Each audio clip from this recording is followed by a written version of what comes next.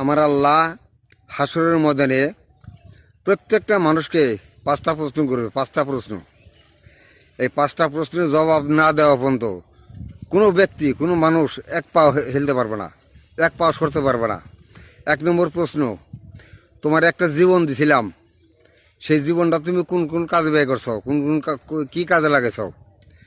1 নম্বর প্রশ্ন। 2 নম্বর প্রশ্ন, সেই জীবনে তোমার একটা যৌবন দিছিলাম, তোমার একটা যৌবন দান করছিলাম, সেই যৌবন তুমি কোন কোন কাজে ব্যয় করছো?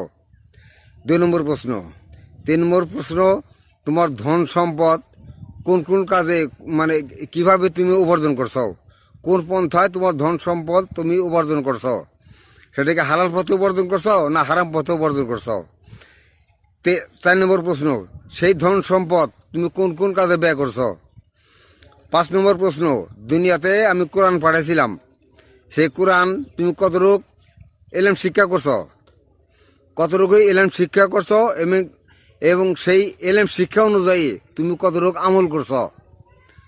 এই 5টা প্রশ্নের জবাব আল্লাহ পাক 5টা প্রশ্ন করবে প্রত্যেকটা মানুষকে। এই 5টা প্রশ্ন করব। এই 5টা প্রশ্নের জবাব না দেওয়া পর্যন্ত হাসরের মাঠে কোনো ব্যক্তি এক পাও হেলতে পারবে না, এক পাও সরতে পারবে না। এই 5টা প্রশ্নের জবাব দিয়া তারপর আল্লাহর কাছে জবাব দিতে হবে, জবাব দিয়া তারপর সরতে হবে সেখান থেকে।